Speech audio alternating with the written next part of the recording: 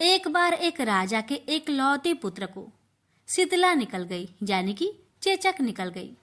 उसी की राज्य में एक काछी पुत्र को भी शीतला निकली हुई थी।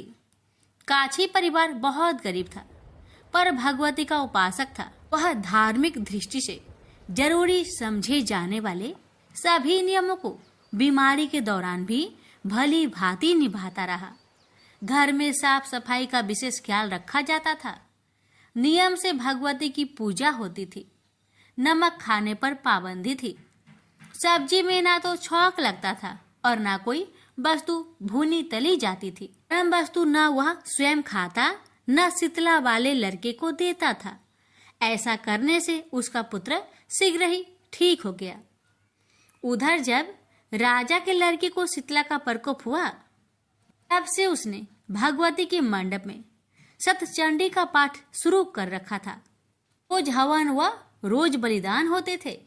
राज पुरोहित भी सदा भगवती की पूजन में निमग्न रहते थे। राजमहल में रोज कढ़ाई चढ़ती, विविध प्रकार के गर्म स्वादिष्ट भोजन बनते। सब्जी के साथ कई प्रकार के मांस भी पकते थे। इसका परिणाम ये होता कि उन लजीज भोजनों के गंध से राजकुमार का मन मचल उठता। वह भोजन के लिए जिद करता। एक तो राजपुत्र और दूसरे एकलौता। इस कारण उसकी अनुचित जिद भी पूरी कर दी जाती थी। इस पर शीतला माता का कोप घटने के बजाय बढ़ने लगा। शीतला के साथ साथ उसे बड़े बड़े फोड़े भी निकलने लगे, जिनमें खुजली व जलन अधिक होती थी। शीतला की शांति के लिए राजा जितने भी उपाय करता, शीतला का प्रकोप उतना ही बढ़ता जाता, क्योंकि अज्ञानतावश राजा के यहाँ सभी कार्य उल्टे हो रहे थे। इससे राजा और अधिक परेशान हो उठा। उसकी समझ में नहीं आ रहा था कि इतना सब होने के बाद भी शीतला का प्रकोप शांत क्यों नहीं हो रहा है। एक दिन राजा के गुप्तचरों ने उन्हें बताया कि काछी पुत्र को भी शीतला निकली थी, पर वह बिल्कुल ठीक हो गया है। यह जानकर राजा सोच में पड़ गया कि मैं शीतला की इतनी सेवा कर रहा हूँ, जब वह अनुष्ठान में कोई भी कमी नहीं रह रहा, पर मेरा पुत्र अधिक रोगी होता जा रहा है, जबकि काछी पुत्र बिना सेवा पूजा के ही ठीक हो गया।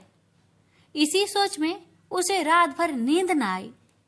श्वेत वस्त्र धारिणी भगवती ने उसे सपने में दर्शन देकर कहा, हे राजन, मैं तुम्हारी सेवा अर्चना से प्रसन्न हूँ, इसलिए आज भी तुम्हारा पुत्र जीवित है।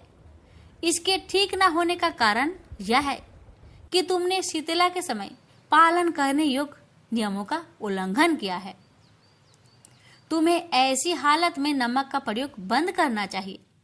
नमक से रोगी के फोड़ों में खुजली होती है। घर की सब्जियों में छौंक नहीं लगाना चाहिए, क्योंकि इसकी गंध से रोगी का मन वस्तुओं को खाने के लिए ललचाता है। रोगी का किसी के पास आना जाना मना है, क्योंकि यह रोग औरों को भी होने का भय रहता है। अतः इन नियमों का पालन कर, तेरा पुत्र अवश्य ठीक हो जाएगा। विधि समझाकर देवी माता अंतर्ध्यान हो गई। अतः से ही राजा ने देवी की आज्ञा अनुसार सभी कार्य की व्यवस्था कर दी। इससे राजकुमार की स्नेह पर अनुकूल प्रभाव पड़ा और वह शीघ्र ही ठीक हो गया।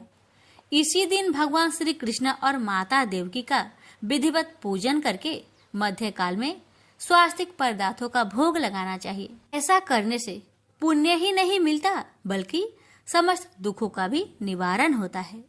तो प्रेम से बोलिए शीतला माता की जय। बहुत समय